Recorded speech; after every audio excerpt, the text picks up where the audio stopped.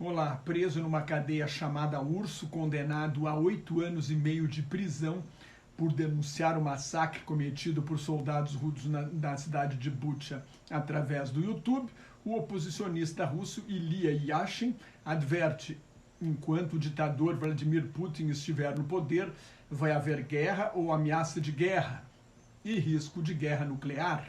Assim, derrubar Putin é uma pré-condição para evitar a Terceira Guerra Mundial. Em entrevista por escrito ao jornal britânico The Guardian, as respostas foram enviadas por seu advogado e Yashin é clínico. Este homem enlouqueceu por causa do poder ilimitado e da impunidade. Virou um escravo de suas ambições maníacas. Aos 39 anos, Yashin se negou a fugir da Rússia e a ficar calado diante dos horrores da guerra. Ele escreveu: desde o primeiro dia, entendi que a Rússia deveria ter uma voz contra a guerra. Esta voz deveria falar tão alto quanto possível nas atuais circunstâncias. Putin fez tudo para silenciar a oposição ao ataque à Ucrânia, intimidou os russos, impôs uma censura militar, pressionou seus críticos a sair do país. O Kremlin fez tudo o que podia para criar uma grande ilusão e um apoio maciço, total, à agressão à Ucrânia dentro da sociedade russa. Mas tem muita gente contra a guerra. Yashin não tem esperança de sair da cadeia tão cedo. Tem uma chance se mudar o governo, mas não é para hoje ou amanhã. Está claro que não dá para contar com a boa vontade de Putin. Dentro da prisão, observa Yashin, há poucos partidários da guerra. As vítimas de injustiça não confiam no Estado russo, especialmente os presos por supostos crimes econômicos, como empresários e advogados. Eles conhecem o sistema por dentro. Os presos que se apresentam como voluntários para a guerra em troca da liberdade, em geral, são pobres ou estão desesperados, cumprindo longas penas. Yashin compara a decisão de se alistar com uma roleta russa. O oposicionista diz ainda que é uma espécie de instinto animal para sair da cadeia, para sobreviver e ter a sentença anulada. Yashin foi avisado. A namorada recebeu o recado de um policial que ele estava prestes a ser preso. Um advogado fez a mesma advertência em tom agressivo. Ele participa dos protestos contra a ditadura de Vladimir Putin desde 2011, quando Putin teve medo de que uma revolta semelhante à Primavera Árabe ou às revoluções coloridas dos antigos países que formavam a União Soviética estaria chegando à Rússia. Os líderes eram Boris Nemtsov, assassinado em 27 de fevereiro de 2015, 2 dias antes de um comício em que iria denunciar os crimes e a corrupção da Rússia nas guerras da Síria e da Ucrânia. E Alexei Navalny, preso na Sibéria, cumprindo 11 anos e meio de pena depois de sobreviver a uma tentativa de assassinato. Navalny só está vivo porque o avião em que ele ia de volta para Moscou fez um pouso de emergência. Ele foi levado desacordado para tratamento na Alemanha e foi punido por violar os termos de sua liberdade condicional. A Rússia prendeu, desde o início da guerra, pelo menos 19.586 pessoas por protestar contra a invasão da Ucrânia, mais de 15 mil nos primeiros 30 dias da guerra. Em artigo na revista Journal of Democracy, Michael McFaul, ex-embaixador dos Estados Unidos em Moscou, analisa que a guerra abalou as forças armadas, a economia e a sociedade russas. A ditadura se tornou mais repressiva e draconiana, escreveu o embaixador. A guerra aumentou o isolamento da Rússia, principalmente em relação à Europa, que é onde fica o núcleo dominante da Rússia, onde estão as principais cidades, como Moscou e São Petersburgo. Putin vai cair. O embaixador comenta que golpes e revoluções são difíceis de prever. Antes de acontecer parecem impossíveis, depois parecem inevitáveis. Uma derrota na guerra condenaria o putinismo, mas pode ser uma morte lenta. E não há unanimidade nesta análise. Na revista Foreign Policy, Amy McKinnon vê o putinismo enraizado e o ex-diretor de inteligência da Estônia, Mick Maram, teme que o ditador sirva de exemplo para futuros líderes da Rússia, o que manteria a hostilidade com o Ocidente. Em discurso de 1 hora e 45 minutos na Conferência de Ação Política Conservadora, o ex-presidente Donald Trump teve o desplante de afirmar que acabaria com a guerra entre Rússia e Ucrânia antes de voltar ao Salão Oval da Casa Branca, obviamente se vencer a eleição de 2024. O ex-presidente Jair Bolsonaro também discursou na conferência, com pouca gente na plateia, orgulhou-se de não ter obrigado ninguém a tomar vacina durante a pandemia. Depois de 3 derrotas eleitorais, sob a pressão de várias investigações criminais, de sonegação de impostos, a tentativa de golpe de 6 de janeiro de 2021, Trump lançou prematuramente sua candidatura à reeleição como uma espécie de defesa. Como em 2015 e 2016, quando lançou sua primeira candidatura à Casa Branca, descreveu os Estados Unidos como um país caótico e sombrio, assolado pela violência, com fronteiras abertas para uma invasão de imigrantes ilegais. Alguém comentou que os Estados Unidos de Trump parecem um filme do Batman e não a cidadezinha brilhante no alto da colina, a metáfora usada pelo então candidato Ronald Reagan em 1980. Trump pintou a eleição de 2024 como uma batalha existencial final pelo futuro dos Estados Unidos. Ele disse: as pessoas estão fartas de republicanos só no nome e de globalistas, querem a volta dos Estados Unidos primeiro, que é o seu slogan de campanha.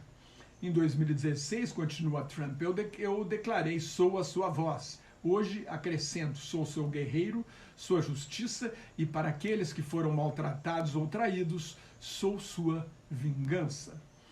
Seu principal adversário na disputa pela candidatura republicana, o governador da Flórida, Ron DeSantis, não foi à conferência da Ação Política Conservadora, que teve públicos pequenos, a não ser para ouvir Trump.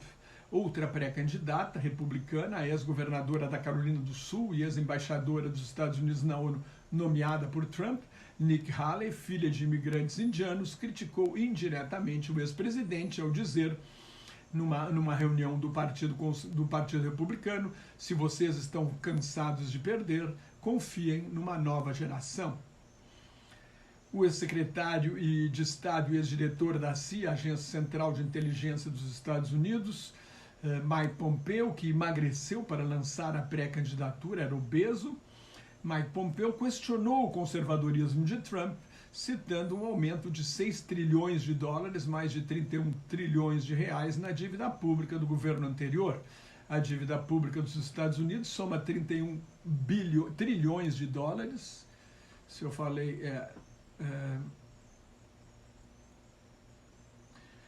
161 trilhões de reais. O Congresso Nacional do Povo da China iniciou sua sessão anual neste domingo. Esta sessão, em tese, deve definir as políticas do governo nos próximos 12 meses. Na prática, já está tudo decidido. Cerca de 3 mil deputados apenas referendam o que a cúpula do Partido Comunista Chinês já decidiu. O ditador Xi Jinping será reeleito para um inédito 3º mandato de presidente, contrariando a política de direção colegiada, com troca de dirigentes a cada 10 anos, imposta pelo líder da abertura econômica e das reformas que transformaram a China na segunda maior economia do mundo, Deng Xiaoping. O primeiro-ministro Li Keqiang anunciou a meta de crescimento para este ano, 5%. No ano passado era 5,5%, e a China cresceu 3%, sob o peso da política de Covid-0 abandonada em dezembro. Em excelente reportagem no jornal O Globo, a jornalista Janaína Figueiredo, uma das melhores correspondentes de América Latina do Brasil, critica o silêncio do governo Luiz Inácio Lula da Silva sobre crimes na Nicarágua, e registra que governos de direita e de esquerda, do México, do Uruguai, da Argentina, da Colômbia, do Chile e do Equador, estão recebendo dissidentes expulsos pela ditadura de Daniel Ortega. No jornal de esquerda argentino Página 12, outro grande correspondente de América Latina, Eric Nepomuceno, chama Ortega de Daniel Somoza. o acusa de trair a revolução que derrubou o ditador Anastácio Somoza Debayle em 1979. Éric Nepomuceno compara Ortega aos ditadores chileno Augusto Pinochet e argentino Jorge Rafael Videla. Houve na Nicarágua de Ortega milhares de assassinatos, sequestros, violações, tortura e desaparecimento de pessoas, como naquelas ditaduras de extrema-direita. O PSOL, Partido do Socialismo e Liberdade, pediu que o Brasil receba os deportados pela Nicarágua. O problema é que o Partido dos Trabalhadores, o PT, se condenar a Nicarágua, como pode defender outras ditaduras de esquerda, como Cuba e a Venezuela. Como Cuba e Venezuela, os presidentes esquerdistas do Chile, Gabriel Boric e da Colômbia, Gustavo Petro, criticam as três ditaduras. Daniel Ortega chegou ao poder com a vitória da Revolução Sandinista e se tornou presidente porque o irmão, primeiro líder da junta de governo, porque o irmão mais velho, Camilo Ortega, morreu na luta contra a ditadura, e o outro irmão, Humberto Ortega, era comandante do exército e virou ministro da defesa.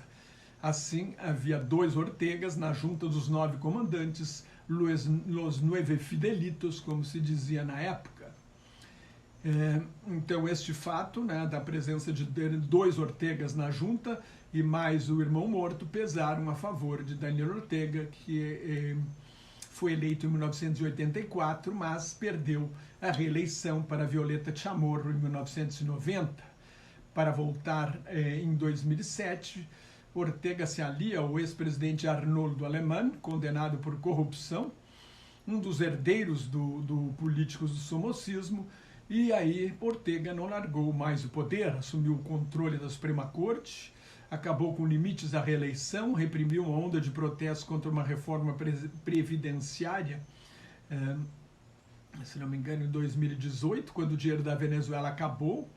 Mais de 300 pessoas morreram, inclusive uma estudante de medicina brasileira.